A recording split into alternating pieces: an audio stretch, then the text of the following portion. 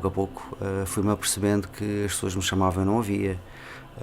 Criar um hábito de dormir só por um lado para me abstrair dos ruídos da rua, dos carros, por aí adiante, e quer dizer, não é normal. E eu via as outras colegas, que eram 7, e aquela minha colega que estava ao pé de mim, de vez em quando ria-se e até punha-me, como se costuma dizer, uma colherada na conversa. E eu nada. E quando as via todas a rirem, esta é que é a grande mágoa que eu tenho disto ter acontecido tão tarde. Eu pensei que elas estavam a rir de mim. Porque mas me parece que nós, os surdos, somos muito desconfiados. Muito desconfiados. Porquê? Porque as pessoas estão a falar e nós não sabemos o que é que elas estão a dizer. E depois a ignorância do que é esta deficiência, não é? No fundo, do que é surdo e agora. Sempre que uma pessoa que sente que tem dificuldades auditivas e que efetivamente quer dar um passo em frente no sentido de procurar ajuda, tem normalmente duas abordagens possíveis. Ou consulta diretamente o seu médico otorrino e procura perceber se a sua dificuldade de audição é claramente uma dificuldade que não tem solução médico-cirúrgica e, portanto, necessita de ajuda de reabilitação, ou, pelo contrário, pode ser resolvida do ponto de vista médico-cirúrgico e, portanto, o problema acaba, digamos, ou pelo menos fica circunscrito, digamos, na consulta e no acompanhamento do médico otorrino. Se efetivamente o problema é um problema de caráter irreversível, para o qual não há tratamento médico-cirúrgico, aí sim é onde nós atuamos. É claramente aí onde nós temos maior intervenção, porque é aí que nós vamos tentar reabilitar uma perda de audição que tem um caráter irreversível, que não tem tratamento médico-cirúrgico, para o qual não há outra solução a não ser, digamos, a adaptação de uma ajuda auditiva e um processo de reabilitação que permita e que vá na direção de melhorar não só a sua audição, como as suas capacidades de comunicação. É evidente que muitas vezes as pessoas podem nos surgir diretamente e poderão consultar-nos diretamente. O audiologista irá recolher, no fundo, a história clínica do paciente, irá tentar identificar pormenorizadamente quais são as dificuldades que o paciente apresenta no seu dia-a-dia, em termos sociais, em termos profissionais, em termos pessoais mesmo, quer comunicacionalmente, quer em termos de relacionamento, e vai objetivar essas dificuldades. Penso que isso é um ponto de partida muitíssimo importante para o que vem a seguir. E muitas vezes não participava porque não conseguia acompanhar a conversa, até pelo ruído de fundo que existe numa cantina, à hora do almoço. Eu não conseguia direcionar a minha audição para quem me estava a dirigir a palavra ou a fazer um comentário. E as pessoas reparam agora que eu participo. Eu ouço ruídos que não havia antes. Por exemplo, aqueles sinais sonoros dos semáforos. Eu não sabia que havia disso. O IDEC dá as soluções, o acompanhamento, tira as dúvidas necessárias, portanto, tem tudo aquilo que um surdo precisa. Observar, fazer uma observação otoscópica, portanto, do ouvido, para ver se há alguma anomalia ou alguma presença de algum elemento de obstrução do canal auditivo externo e, após o qual passará aos testes e a uma avaliação da audição. Essa avaliação da audição é muitíssimo importante para poder, digamos, com detalhe, perceber o grau de dificuldade e o grau de problemas de distorção, de discriminação auditiva, de discriminação verbal, que poderão, de alguma forma, fazer condicionar todo o processo de reabilitação. Foi graças à Videx que eu estou assim como estou agora, consigo ouvir desta maneira. A Videx foi bastante importante para a pessoa que sou hoje, porque foi o que os meus pais andaram a percorrer para conseguir arranjar soluções e a Videx realmente trouxe as soluções que eu precisava e com elas sou a pessoa que sou hoje, não é? É para ouvir bem.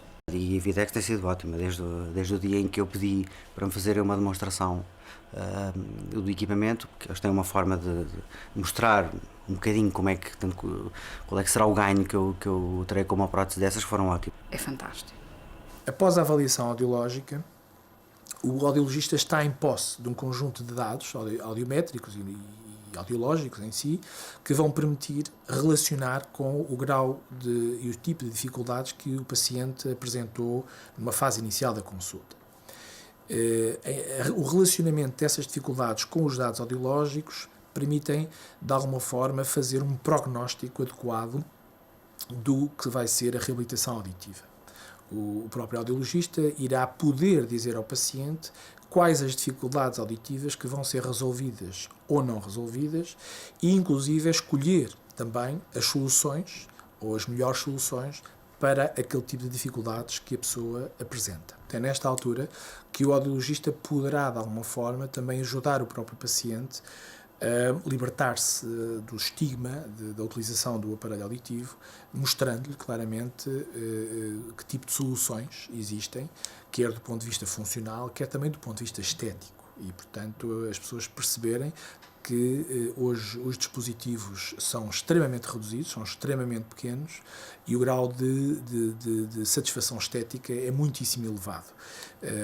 Portanto, este tipo de problemas que normalmente estão presentes em quase todos os pacientes podem facilmente ser, ou mais facilmente ser resolvidos com a ajuda do audiologista, mostrando as diferentes soluções existentes. Eu antes tinha mais vergonha de quando viam que era um matacão que até saía de fora, mas consegui ultrapassar isso, até pus uns aparelhos verdes do meu clube. Não se sente, simplesmente não se sente que se traz isto. É um benefício extraordinário. E pelo que eu pesquisei, não vi mais nenhum equipamento que fizesse, que desempenhasse a mesma função, isto é, da mesma forma. Disse uma amiga minha de Faro: eu garanto-te, se tu não te deres bem com um aparelho, eu pago. Ela disse: mas, olha, eu tinha uma prótese. Chegou-se à conclusão que era favorável ter uma segunda. Tu sabes o que é que a Ouvidex fez?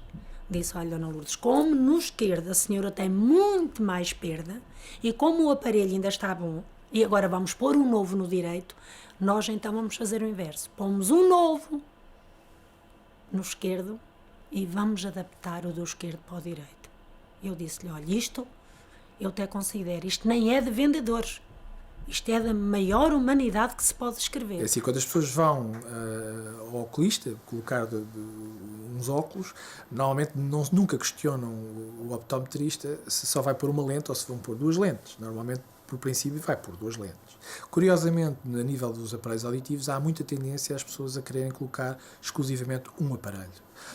Não percebendo, no entanto, que a tal capacidade, digamos, de dimensão espacial, a dimensão, inclusive, temporal e também o equilíbrio postural, depende muitíssimo da audição, chamada audição binaural. A minha audição está quase normal, com as próteses. Eu costumo dizer os dois aparelhos, os meus aparelhos, porque isto é quase como o meu apelido. E é muito interessante ver que muitos dos pacientes, quando mais tarde vêm novamente à consulta e querem pôr o segundo aparelho, já é muitas vezes tarde, porque na realidade aquele ouvido teve anos sem ser estimulado e nós já não vamos conseguir aquele equilíbrio e aquela funcionalidade de estereofónica, não é? Que poderíamos ter conseguido se tivéssemos abordado a situação logo de início como sendo estereofónica. Finalmente posso ouvir música como eu quero, posso pôr os escutadores, não impedem, estes aparelhos não impedem os escutadores, e então é uma maravilha, não é? Letras que eu não conseguia ouvir, agora sim, portanto consigo entranhar a música muito mais profundamente com a sua letra respectiva. Tenho a minha filha no Chile, falo com ela pelo Skype. Tenho os meus filhos no Alentejo e as minhas netas, falo com elas no Skype. Nada disso era possível se não fossem as próteses auditivas.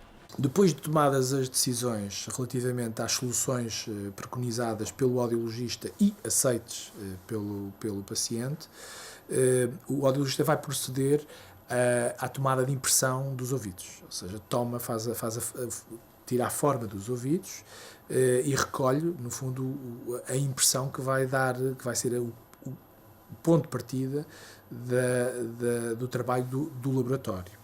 Ou seja, esse molde do próprio ouvido vai ser enviado para o laboratório, a partir do qual será feito o aparelho personalizado. Hoje em dia também pode não ser utilizada essa técnica, pode-se optar eventualmente pelo que nós chamamos de adaptação instantânea, porque existem hoje, a técnica evoluiu consideravelmente e, portanto, hoje o dispositivo pode ser adaptado instantaneamente, sem recorrer necessariamente à moldagem do ouvido, porque existem já uns adaptadores próprios para poder ser extremamente confortável e extremamente eficaz. Portanto, há duas vertentes aqui, a abordagem personalizada e uma abordagem instantânea. Portanto, este é o trabalho que pode ser feito logo numa primeira fase. Nunca senti da parte da Videx que me quisessem impingir um aparelho. Eu sei que no dia de hoje há muita concorrência nesta área, mas eu tenho algumas dúvidas que haja o profissionalismo que a Videx traz. Estes meninos e estas pessoas precisam disto para ouvir, não é? Quer dizer, é o dia-a-dia. E depois tem outra coisa, é que tem apoio técnico desde de manhã até ao final do dia. São amigos, são pessoas que eu considero amigos. A primeira vez que pus os pés num centro auditivo foi na Videx, sempre. Somos dois clientes da Videx, eu e a minha avó. Excelente, acho que é uma empresa excelente. É uma empresa que está a evoluir muito em nível de tecnologia. Eu sinto-me bem. Eu não tenho medo do futuro. Medo de quê? Toda a gente é igual a... Tanto eu ou outra pessoa qualquer, estamos iguais. Não há diferença. A diferença é ter um medo. Mas ter um medo tem que enfrentar a realidade. E ter coragem mesmo para fazer. Eu tive coragem, não tive medo. A primeira vez foi quando eu saí daqui deste edifício com o aparelho, abriu-se-me um mundo novo outra vez. Foi uma coisa fantástica de conseguir ter o sentido de profundidade do som, a envolvência toda que não tinha.